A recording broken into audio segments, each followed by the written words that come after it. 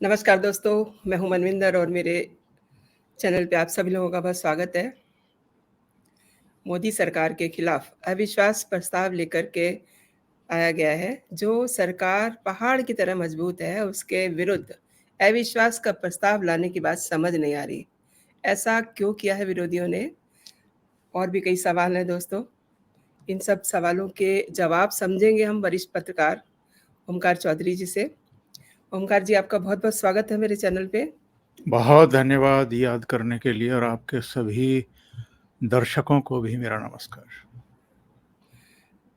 Sir, ये बात कुछ समझ में नहीं आ रही है कि इस समय जो विपक्ष है वो चाह क्या रहा है? स्थितियाँ सारी उनको भी पता है। देखिए, मेन बात ये है कि ये अविश्वास प्रस्ताव लेकर के आए क्यों हैं? जी, और जैसा आपने कहा है कि ये तो पूर्ण बहुमत वाली सरकार है, पहाड़ की तरह दिखाई दे रही है, अडिग और अटल दिखाई दे रही है। तो ऐसे में जबकि सरकार को के गिरने का कोई खतरा ही नहीं है, जी, ऐसे में आप अविश्वास प्रस्ताव लेकर के क्यों आ रहे हैं? जी। 2018 में भी ये लोग एक अविश्वास प्रस्ताव लेकर के आए थे, बल्कि तब टीडीपी नेता चंद्रबाबू नायडू को इन्होंने आगे कर दिया था हुँ, हुँ। और मोदी सरकार के खिलाफ एक अविश्वास प्रस्ताव लेकर के आए। उस पर घंटों बहस चली और हुँ, जब हुँ। जवाब देने के लिए नरेंद्र मोदी खड़े हुए तो उसके बाद हुँ, ये हुँ। बगलें झाँकते हुए दिखाई दिए। जी, सीन तो लगभग ऐसा ही रहने वाला है अब 2023 में भी, जी। जब अविश्वास प्रस्ताव पर चर्चा होगी और ये हर दल के नेता को उसकी स्ट्रेंथ के हिसाब से समय अलॉट किया जाता है पार्लियामेंट में, तो ये अपनी-अपनी बात रखेंगे जो इनको रखना है और जो सोच करके ये अविश्वास प्रस्ताव लेकर के आए हैं, हुँ, उसको हुँ। ज़मीन पर उतारने की कोशिश करेंगे। हुँ, मेन हुँ, हुँ। मकसद तो ये दिखाई दे रहा है अविश्वास प्रस्ताव का, क्योंकि ये तो उनको भी पता है कि सरकार गिरने वाली नहीं है। जी। मेन मकसद ये दिखाई दे रहा है कि साहब अभी 3-4 राज्यों में तो विधानसभा चुनाव होने वाले हैं, हुँ, जिनमें हुँ। राजस्थान है, मध्य प्रदेश है, छत्तीसगढ़ है, आगे और देखें तो तेलंगाना वगैरह है, मिज़ोरम में भी होते हैं। तो 4-5 राज्यों में चुनाव हैं और फिर इसी क्रम में अब लोकसभा चुनाव में भी बहुत समय बचा नहीं है, 7-8 वेरी ऑब्वियस। महीने ही बचे हुए हैं। हुँ, तो हुँ। ये लोग चाहते हैं कि पार्लियामेंट में ये अपना भाषणबाजी करें, ताकि मोदी सरकार के खिलाफ जो फ्रेम करने हैं आरोप इनको, उसको ये लोग पब्लिक के सामने ले आएँ। जानते हैं कि लोकसभा में अविश्वास प्रस्ताव पेश किया है, वहीं चर्चा होनी है, बहस होनी है, उसका लाइव प्रसारण होता है, देश-विदेश में वो देखा जाता है। हुँ, हुँ। इसके अलावा जो इन्होंने बहाना बनाया है अविश्वास प्रस्ताव लाने का, वो चाहे कांग्रेस के नेता की तरफ से बयान आया हो या अखिलेश यादव की या नीतीश कुमार की, इनका कहना हुँ। है कि साहब प्रधानमंत्री को सदन में हम बोलने के लिए विवश करना चाहते थे, इसलिए जी। ये अविश्वास का प्रस्ताव लेकर के आया गया है। तो हुँ, हुँ। प्रधानमंत्री तो अ, वैसे ही साल में कम से कम 1 या 2 अवसर तो ऐसे आते ही हैं जब वो बोलते ही बोलते हैं, और जब वो बोलते हैं तो किस तरीके से विपक्ष की धुलाई करते हैं, पिटाई करते हैं, ये भी पूरा देश जानता है और ये लोग भी जानते हैं। जी। अब प्रधानमंत्री को ये लोग इसलिए बुलाना चाहते थे कि वो मणिपुर पर इनके कहे अनुसार सदन में बयान देने के लिए नहीं आए हैं। तो ये एक अलग इनकी कहना चाहिए कि बीमारी है, जिसका कोई इलाज है नहीं। हुँ, हुँ। क्योंकि 267 में इन्होंने नोटिस इश्यू किए हुए हैं, नोटिस हुँ, दिए हैं हुँ। बार-बार, दोनों सदनों में चर्चा कराने के लिए मणिपुर पर। हुँ, और हुँ। 267 में जितने भी बंद और उपबंद हैं, उनमें ये कहीं नहीं लिखा है कि लोकसभा में जो सदन के नेता हैं, प्रधानमंत्री, उनके भाषण से चर्चा की शुरुआत हो। हुँ, ऐसा हुँ। कोई प्रावधान नहीं है। तो जो एक लॉग बुक है, उसके अनुसार लोकसभा और राज्यसभा चलेगी या जैसा विपक्ष चाहता है, उसके हिसाब से चलेगी। ये गतिरोध की एक बड़ी वजह है और हुँ। जब प्रधानमंत्री आएँगे, बोलेंगे, तो मुझे लगता है कि मणिपुर पर भी इनको ठीक से जवाब देंगे। जी। एक और बात है, 198 के तहत जब इस तरह का प्रस्ताव किसी सरकार के खिलाफ लाया जाता है, तो अंत में वोटिंग होती है। अब अगर संख्या बल देखा जाए तो उस लिहाज से भी विपक्ष सत्ता पक्ष के सामने कहीं ठहरता नहीं है। सबको पता है कि नतीजा क्या होना है, क्या परिणाम निकलने वाला है। फिर भी इस कवायद से क्या संसद और देश का समय बर्बाद नहीं किया जा रहा है? बहुत सही सवाल आपने पूछा है। नंबर 1, जब भी इस तरह के नोटिस दिए जाते हैं 198 के तहत, हुँ, हुँ। उसमें चर्चा के आखिर में प्रधानमंत्री को जवाब देना होता है, प्रधानमंत्री जवाब देते हैं, उसके बाद वोटिंग होती है और वोटिंग के बाद नतीजा सामने आ जाता है। हुँ, ये हुँ। कोई पहला अविश्वास प्रस्ताव वैसे है भी नहीं, अब तक जी, 17 बार अलग-अलग प्रधानमंत्रियों के खिलाफ अविश्वास प्रस्ताव आ चुके हैं जी। और अधिकांश गिरे ही हैं, यानी कोई भी अविश्वास प्रस्ताव पर कोई सरकार अभी तक गिरी नहीं है। एक अटल जी की सरकार को छोड़ दीजिए जो एक मत से गिर गई थी।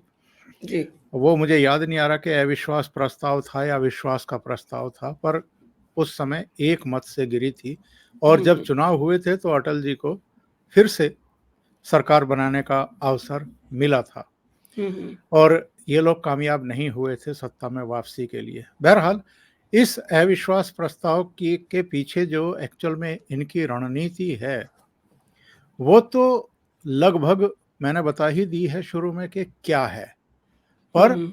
अगर हम इस आलोक में देखें जो सवाल आपने पूछा है कि देश का समय बर्बाद होता है, पार्लियामेंट का समय बर्बाद होता है, देश के लोगों का भी जो सुनने और देखने के आदी हैं, उनका भी आप टाइम बर्बाद करते हैं।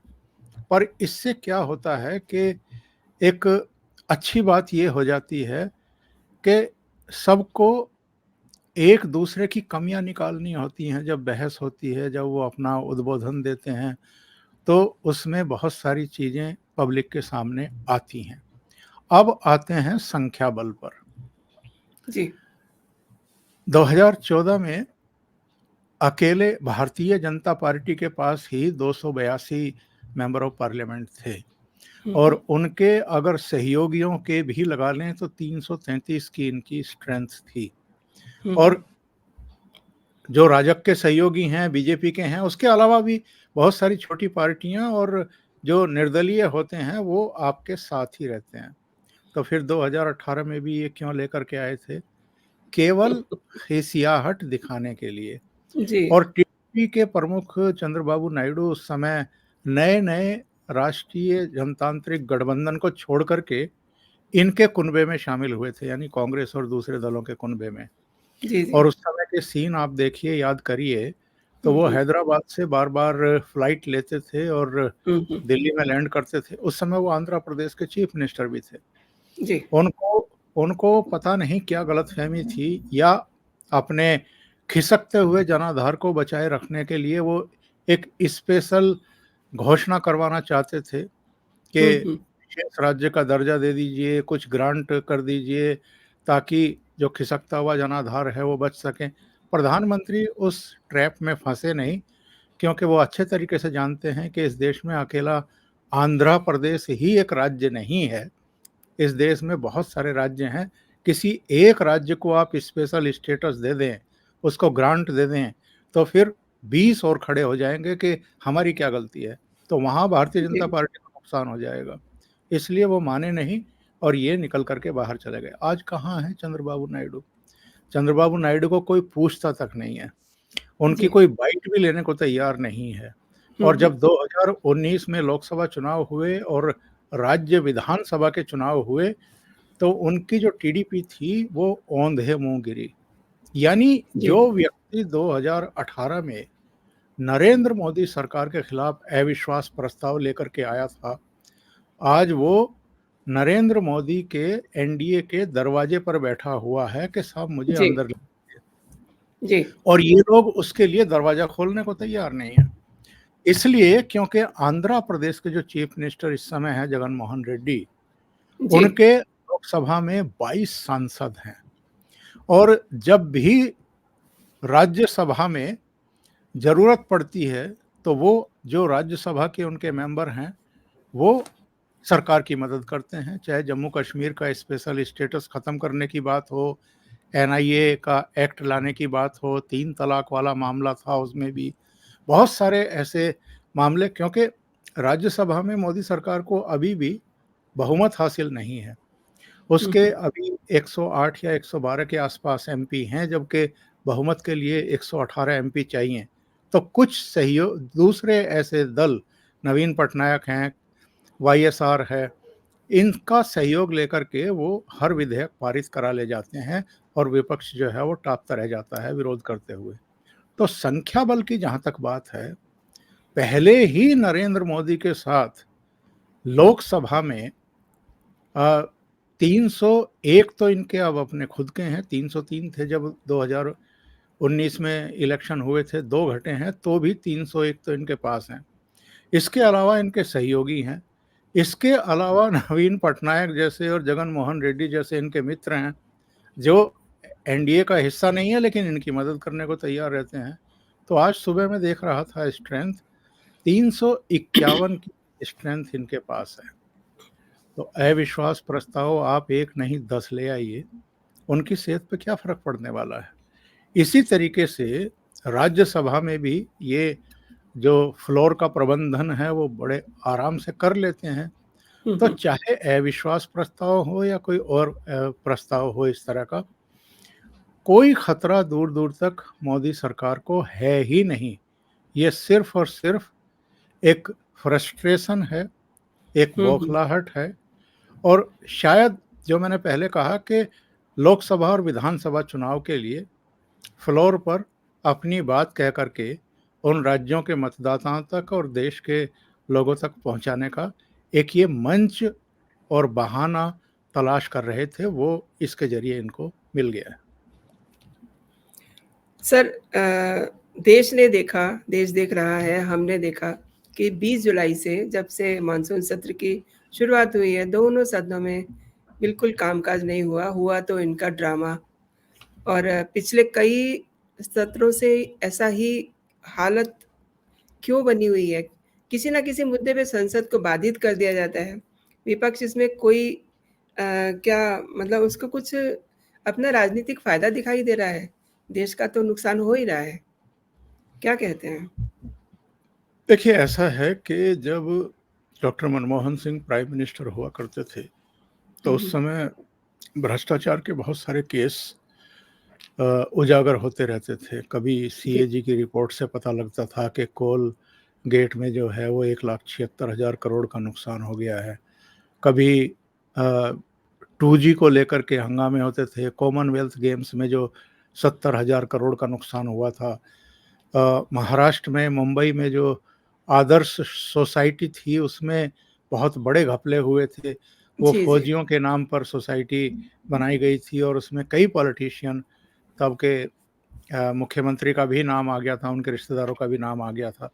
तो उस समय क्या होता था कि जो प्रमुख विपक्षी दल था भारतीय जनता पार्टी, उसकी नेता हुआ करती थी सुषमा स्वराज।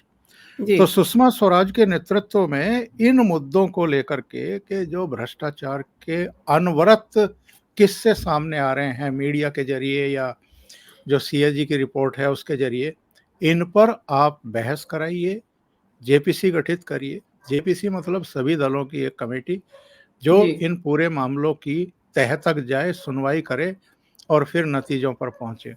तो कांग्रेस के नेतृत्व में जो यूपीए सरकार थी, वो उसके कान पर जूं नहीं रेंगती थी, इसलिए ये लोग सदन को बाधित करते थे। अब तो ऐसा कोई भ्रष्टाचार का मामला मोदी सरकार पर है नहीं। मोदी सरकार को जो दूसरा कार्यकाल है उसको भी मिला लें, पहले को भी मिला लें तो 9 साल पूरे हो रहे हैं। 9 साल पूरे हो गए हैं बल्कि। इसके बावजूद उन पर किसी तरह का कोई दाग तो है नहीं। राहुल गांधी ने बीच में राफेल, चौकीदार चोर है, अडानी, अंबानी और पता नहीं क्या-क्या लपेटने और चिपकाने की कोशिश की।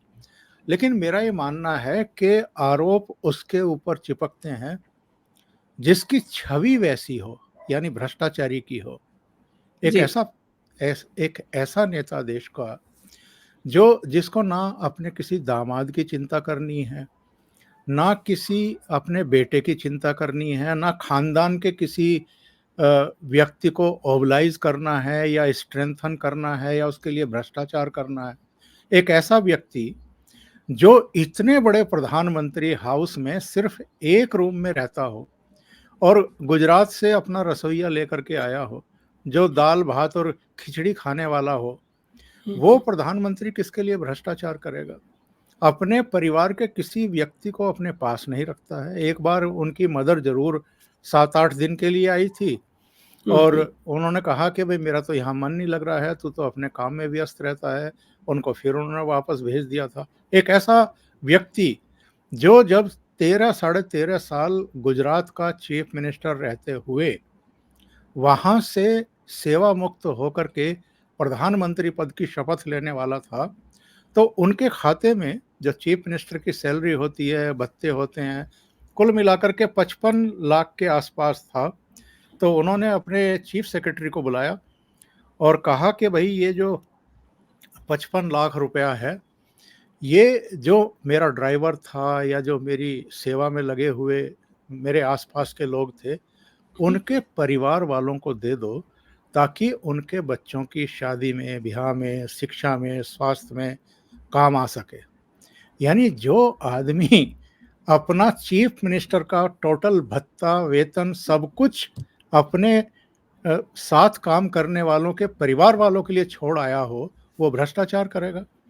तो एक ऐसा व्यक्ति जो दिन-रात 24/7 देश की सेवा में ही लगा हुआ है और हर समय और उसके नतीजे भी सामने आ रहे हैं। पूरी दुनिया में मतलब भारत की जो प्रतिष्ठा बढ़ रही है और जो विदेश यात्राएँ करने वाले हैं, वो अपने एक्सपीरियंस शेयर करते हैं कि जब जी। हम कभी पहले डेढ़ 2 दशक पहले किसी देश में लैंड करते थे तो जो इमिग्रेशन ऑफिसर्स होते थे उनका एक अलग तरह का रवैया होता था और आज की तारीख में जो भारतीय पासपोर्ट है उसका सम्मान बढ़ा है। अब उनका रवैया एकदम अलग होता है, यानी अप्रोच बदल गई है। तो देश का सम्मान बढ़ रहा है, नरेंद्र मोदी का सम्मान बढ़ रहा है। हम देख रहे हैं कि अमेरिका के राष्ट्रपति और उनकी पत्नी जिल बाइडेन किस तरीके से व्हाइट हाउस में रेड कारपेट बिछा कर के उनका स्वागत करते हैं। जी। ऑस्ट्रेलिया के प्राइम मिनिस्टर उनको बॉस कहते हैं। पापुआ न्यू गिनी में जब वो लैंड करते हैं इंटरनेशनल एयरपोर्ट पर तो वहाँ के प्राइम मिनिस्टर आकर के उनके पैर छूते हैं। उनको यूएई का सर्वोच्च नागरिक सम्मान दिया जाता है, फ्रांस का सर्वोच्च नागरिक सम्मान दिया जाता है। वो हमारी अर्थव्यवस्था को विश्व की 5 बड़ी अर्थव्यवस्थाओं में लेकर के चले आए हैं। कोविड काल में हमने देखा है कि उन्होंने क्या किया है। जब हाहाकार मच रही थी, पूरे विश्व में लोग मर रहे थे, हमारे यहाँ अपनी 2 कोविड वैक्सीन तैयार की गई। आधार जी। पूनावाला और दूसरे लोगों ने और 200 करोड़ से ज़्यादा वो लग भी गई लोगों को। बहुत सारे लोगों को तो 2-2 लग गई, बहुत सारे लोगों ने 3 भी लगवा ली। तो किस तरीके से लोगों को एक तरीके से सेफ कर दिया उन्होंने। एक ऐसा प्राइम मिनिस्टर हुँ, वो हुँ। इनको एक्चुअल में पच नहीं रहा है। इनको लगता है कि इस आदमी की लोकप्रियता तो दिनों-दिन बढ़ती जा रही है। 10 साल, 9 साल प्राइम मिनिस्टर रह चुके हैं, अभी तक भी इनके खिलाफ तो कोई एंटी इनकम्बेंसी दिखाई दे नहीं रही है। तो 2024 में भी अगर हम हार गए और ये निरंतरता में तीसरी बार प्राइम मिनिस्टर बन गए, तो ये तो आगे तो कोई संभावना ही नहीं बनेगी हमारी वापसी की। इसलिए ये सब कुछ किया जा रहा है। इनको इस बात से कोई चिंता नहीं है कि लोकसभा और राज्यसभा और टोटल संसद की हम बात करें, वहाँ जितने कर्मचारी काम करते हैं, सांसदों के आने का, जाने का जो परिवहन का खर्चा है, उनके जो भत्ते हैं, उनको जो वेतन मिलता है, वहाँ जो बिजली जलती है, जो एसी चलते हैं, डेली की जो पार्लियामेंट की कार्रवाई का खर्चा है, वही 1 करोड़ से ज़्यादा का है। तो जी। रोज़ाना आप 1 करोड़ से ज़्यादा रकम में आग लगा रहे हैं पार्लियामेंट को नहीं चलने दे करके और देश का कितना बड़ा नुकसान कर रहे हैं, इसका तो कोई अंदाजा लगाया नहीं जा सकता। कुल मिलाकर के मानसून सत्र में मोदी सरकार को 31 विधेयक पेश करके उनको पारित कराना था। हालांकि इस हंगामे के बावजूद कुछ विधेयकों को वो पारित कराने में कामयाब रही। कल भी 4 विधेयक पारित हुए हैं और एक रखा गया है जो भारतीय प्रबंधन संस्थान से संबंधित था। और मेरा कहना ये है कि क्या ये रियल डेमोक्रेसी है जो आप देश और दुनिया के सामने प्रदर्शित कर रहे हैं? चलिए, उस समय तो भ्रष्टाचार उजागर हो रहे थे। मनमोहन सरकार में जस्टिफाइड था कि भाई पार्लियामेंट को रोक करके वो इस बात का प्रेशर बना रहे थे कि आप जेपीसी बनाइए। लेकिन अब क्या है? अब कौन से भ्रष्टाचार हैं? अब तो कोई भ्रष्टाचार की बात नहीं है। तो आप नए-नए बहाने बना रहे हैं और उसको लेकर के पार्लियामेंट को बाधित करते हैं। और बहाने कौन से? बीबीसी ने गुजरात दंगों को लेकर के फिर से 2 किस्तों में एक डॉक्यूमेंट्री बना दी, जिसमें प्रधानमंत्री की छवि को धूमिल करने की कोशिश की गई, जबकि नरेंद्र मोदी को सुप्रीम कोर्ट क्लीन चिट दे चुका है कि उनकी कोई जी। भूमिका ही नहीं थी। फिर भी उनकी छवि को बर्बाद करने के लिए 2 किस्तों में आप डॉक्यूमेंट्री बनवा रहे हैं। कोई हिंडनबर्ग की रिपोर्ट आ जाती है जिसमें अडानी को ब्लेम किया जाता है और उस पर आप पार्लियामेंट रोक देते हैं। कोई पेगासस आ जाता है तो उस पर आप पार्लियामेंट रोक देते हैं। कहीं मणिपुर में या किसी दूसरे राज्य में कोई हिंसा हो जाती है और हिंसा की वजह क्या है ये भी नहीं पता, उस पर आप पार्लियामेंट रोक करके बैठ जाते हैं। तो आप किस तरह की राजनीति कर रहे हैं?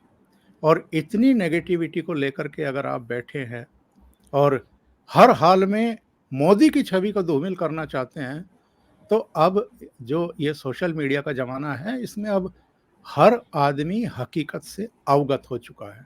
जी। और ऐसी बहुत सारी योजनाएं हैं मोदी सरकार की जो अलग-अलग वर्गों को लाभ पहुंचा रही हैं।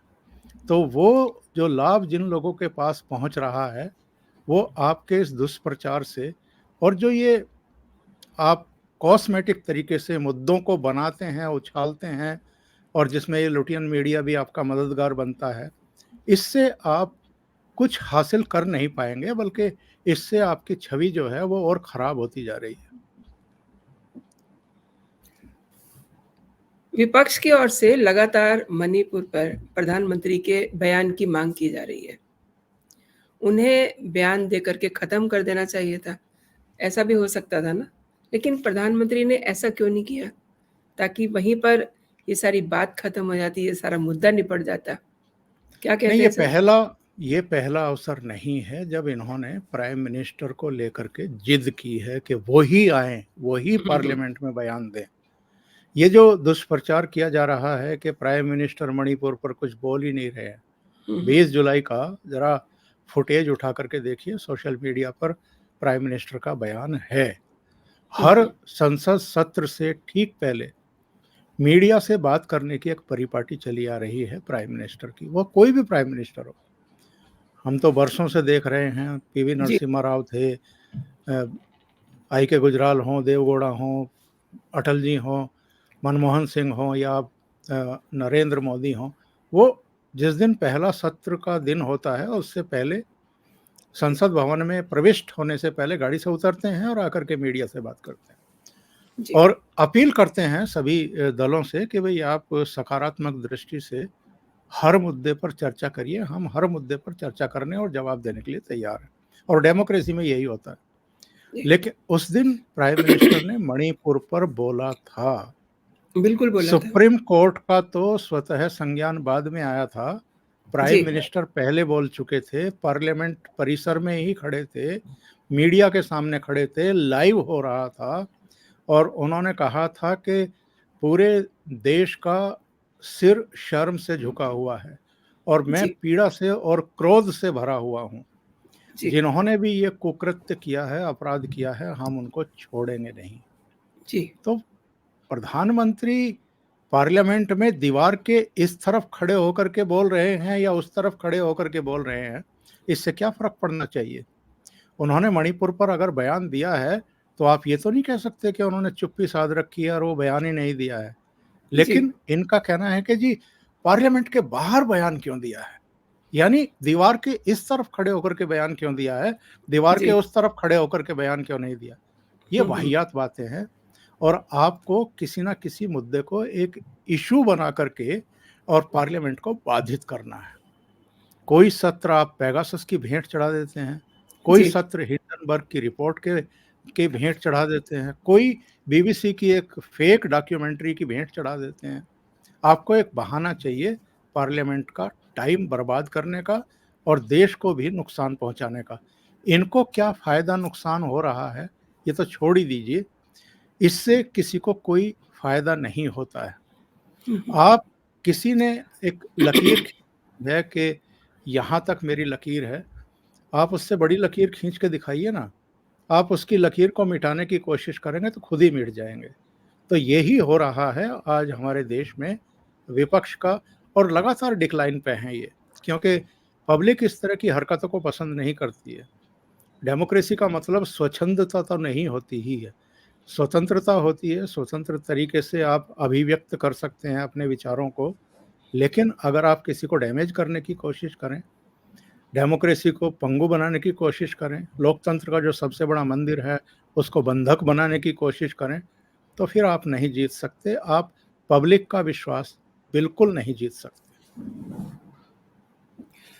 सोमवार को मोदी सरकार दिल्ली में ट्रांसफर पोस्टिंग से जुड़े विवाद का स्थायी अंत करने के लिए बिल संसद में पेश करने जा रही है। अरविंद केजरीवाल देश भर में घूम-घूम करके विपक्षी दलों से सहयोग मांग रहे थे ताकि इसे राज्यसभा में रोका जा सके। क्या समूचा विपक्ष ऐसा कर पाने में सफल होगा? देखिए, पहले तो ये समझने की ज़रूरत है कि एक्चुअल में ये बिल लाने की ज़रूरत क्यों पड़ रही है नरेंद्र मोदी सरकार को। जी। जो दिल्ली स्टेट है, ये एक स्पेशल स्टेट है। स्पेशल स्टेट मैं इसलिए कह रहा हूँ कि ये केंद्र के अधीन भी है और यहाँ पर विधानसभा भी है। जी। स्पेशल इसलिए कि यहाँ देश की सरकार बैठती है, इसलिए क्योंकि यहाँ सुप्रीम कोर्ट है, इसलिए क्योंकि यहाँ दुनिया भर के देशों के जो दूतावास और उच्चायोग हैं, वो हैं। इसलिए कि यहाँ पर एक विशेष परिस्थितियाँ हैं और उन विशेष परिस्थितियों में जो दिल्ली की लोकल चुनी हुई सरकार है, उसकी हालत वैसी ही है जैसी अमेरिका के वॉशिंगटन में है। वॉशिंगटन में भी एक लोकल बॉडी है, लोकल सरकार चुनी हुई है, लेकिन उसको किसी तरह के ऐसे अधिकार नहीं हैं, जैसे पूर्ण राज्य की सरकारों को होते हैं। इससे पहले यानी अरविंद केजरीवाल से पहले साहब सिंह वर्मा भी चीफ मिनिस्टर रहे, मदन लाल खुराना भी रहे, सुषमा स्वराज भी रही, शीला दीक्षित भी रही, बहुत सारे मुख्यमंत्री रहे, किसी को कोई परेशानी नहीं थी। जो ट्रांसफ़र पोस्टिंग का मामला था या जो आपके आईएएस, आईपीएस अधिकारी हैं या हम कहते हैं कि दिल्ली सरकार के अधीन भी जो अधिकारी हैं, जिनको उत्तर प्रदेश में पीसीएस बोलते हैं, यहाँ आप डीसीएस कह लीजिए। उन जी। अधिकारियों के ट्रांसफ़र पोस्टिंग और सेवा शर्तों का जो पूरा ज़िम्मा था, वो एलजी के तहत ही था। किसी की ट्रांसफ़र करानी है, पोस्टिंग करानी है, यहाँ से वहाँ बैठाना है, किसी ने कोई गुस्ताखी कर दी है, अधिकारी ने उसके खिलाफ कोई अनुशासनात्मक कार्रवाई करनी है या उसकी सेवा में कोई एंट्री करनी है, एडवर्स एंट्री करनी है, उसके लिए दिल्ली की चुनी हुई सरकार लेफ्टिनेंट गवर्नर को पत्र भेजती थी कि ये मसला है, आप ऐसा करिए। वो गृह मंत्रालय की अनुमति लेकर के उसमें कर देता था वो। कभी किसी मुख्यमंत्री को कोई दिक्कत नहीं हुई। इनको क्यों दिक्कत हो रही है? ये क्यों वो सारे अधिकार लेना चाहते हैं जो पूर्व मुख्यमंत्रियों को हासिल नहीं थे? और ये सब तो संविधान में रहा है। हाँ, ट्रांसफ़र पोस्टिंग पर जो 11 मई का सुप्रीम कोर्ट का फैसला था, उसको लेकर के कुछ कन्फ्यूजन ज़रूर क्रिएट हुए। उन्होंने कहा कि साहब ये पुलिस जो संपत्ति के मामले हैं, ज़मीन से जुड़े हुए और जो सार्वजनिक मुद्दे हैं, वो 3 मसले तो केंद्र के अधीन रहेंगे और ब्यूरोक्रेसी जो है वो स्वच्छंद तरीके से काम ना करने लगे, इसलिए उनकी जवाबदेही दिल्ली सरकार के प्रति रहेगी और दिल्ली सरकार जो है उनका ट्रांसफर, पोस्टिंग और सेवा शर्तों का मामला देखेगी। ये अभूतपूर्व फैसला था सुप्रीम कोर्ट का, और इसकी बहुत बड़े पैमाने पर आलोचना भी हुई कि सुप्रीम कोर्ट ने ये क्यों किया, क्योंकि ऐसा पहले कभी नहीं था। किसी मुख्यमंत्री को ये अधिकार नहीं दिया गया था कि आप अधिकारियों के ट्रांसफर, पोस्टिंग, सेवा शर्तों को देखें। और जो खतरे थे वो सामने आ गए। 11 तारीख को सुप्रीम कोर्ट से ये फैसला आया। 12 मई की रात को जो दिल्ली सरकार का सचिवालय है, वहाँ जो सतर्कता विभाग का ऑफिस है, वहाँ अवैध तरीके से घुसपैठ हुई। वो सीसीटीवी में फुटेज में आ गया कि क्या हो रहा था। वहाँ जो भ्रष्टाचार से जुड़ी हुई अरविंद केजरीवाल की सरकार की फाइलें थी, उनकी जीरोक्स कॉपी कराई गई, कुछ फाइलों को वहाँ से हटाया गया। सतर्कता विभाग के ही अधिकारियों पर इन्होंने सबसे पहले गाज गिराई, उनको ट्रांसफर कर दिया गया, उनसे उनके पद छीन लिए गए। यानी अधिकार मिलते ही इन्होंने भ्रष्टाचार से जुड़े हुए, और भ्रष्टाचार भी कौन से, बस खरीद घोटाला, जी, एडवर्टाइजमेंट संबंधी घोटाला, जी, इसके अलावा जो सीबीआई को केस दिया गया था नई आबकारी नीति की जांच पड़ताल करने के लिए, वो घोटाले की फाइल, इसके अलावा जो स्कूल कॉलेजों में इन्होंने कमरे बनवाए और टॉयलेट को कमरा बता करके जो फ्रॉड किया, उससे जुड़ी हुई फाइल, इसके अलावा इनका शीश महल जिस पर इन्होंने 52 करोड़ रुपया खर्च कर दिया रिनोवेशन के नाम पर, उससे जुड़ी हुई फाइल।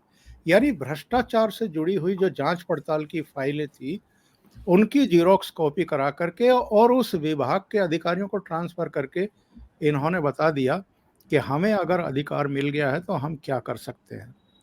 इसलिए केंद्र सरकार 19 मई को अध्यादेश लेकर के आई और उसने सुप्रीम कोर्ट का फैसला पलट दिया। उन्होंने कहा कि हम एक प्राधिकरण बना रहे हैं जिसके चेयरमैन तो दिल्ली के मुख्यमंत्री होंगे, लेकिन उनके साथ चीफ सेक्रेटरी भी होंगे उस कमेटी में, प्राधिकरण में, जो ट्रांसफर पोस्टिंग के मामले देखेगा, और चीफ सेक्रेटरी होम भी होंगे, यानी 3 लोग होंगे, और वो सर्वसम्मत से नहीं बहुमत से फैसला करेंगे। और इन तीनों ने भी अगर किसी के बारे में ट्रांसफर पोस्टिंग के मामले में कोई निर्णय कर दिया तो अंतिम फैसला किसी के पास रहेगा, ना कि चीफ मिनिस्टर के पास। इनको परेशानी इसी बात से है कि साहब सुप्रीम कोर्ट ने तो किसी तरीके से लंबी सुनवाई के बाद हमें ये अधिकार दे दिए और मोदी सरकार ने फिर पुरानी व्यवस्था बहाल कर दी। तो वो पुरानी व्यवस्था क्यों बहाल की है? ये जो शपथ पत्र पेश किया गया है केंद्र सरकार की तरफ से सुप्रीम कोर्ट में, उसमें डिटेल जानकारी दी गई है कि जी, इन्होंने 24 घंटे के भीतर ही हमें बाध्य कर दिया कि हम सुप्रीम कोर्ट के फैसले पर रोक लगाएं और अध्यादेश से पुरानी व्यवस्था को ही बहाल करें जिसमें लेफ्टिनेंट गवर्नर को ही ये सारे अधिकार थे। तो सुप्रीम कोर्ट भी इसमें क्या करेगा? और अब तो मोदी सरकार बाकायदा उस अध्यादेश के स्थान पर बिल लेकर के आ रही है ताकि एक अस्थायी व्यवस्था की जा सके जी, दिल्ली जी, में। और अध्यादेश के लिए जी, ये बाध्यता होती है। अध्यादेश कब लाया जाता है? अध्यादेश तब लाया जाता जी, है जब पार्लियामेंट ना चल रही हो और कोई इमरजेंसी में सरकार को कोई ऑर्डिनेंस लाना पड़े, उसके लिए उनको मजबूर होना पड़े। लेकिन 6 महीने के भीतर ऑर्डिनेंस को आपको कानून का रूप देना पड़ता है। तो अब चूंकि मानसून सत्र चल रहा है तो मोदी सरकार लाई है अध्यादेश, अध्यादेश की जगह वो बिल लेकर के आ रही है। और लोकसभा में तो उसे कोई किसी तरह की परेशानी ही नहीं है, उसकी अपनी स्ट्रेंथ है, वहाँ तो कोई रोक ही नहीं सकता है। राज्यसभा में उसको रोकने के लिए अरविंद केजरीवाल देश में भटक रहे थे और वो भी भगवंत मान का सरकारी जहाज लेकर के ये जी, जी, इस राजधानी से उस राजधानी उड़ रहे थे। तो अब राज्यसभा में भी ये नहीं रोक पाएंगे क्योंकि हुँ, अब मोदी सरकार का को जो है वाईएसआर के जो प्रेसिडेंट हैं जगन मोहन रेड्डी, उनका हुँ, समर्थन हुँ, मिल गया है। इसके अलावा उड़ीसा के चीफ मिनिस्टर नवीन पटनायक का भी समर्थन मिल गया है। तो ये नहीं जी, रोक पाए।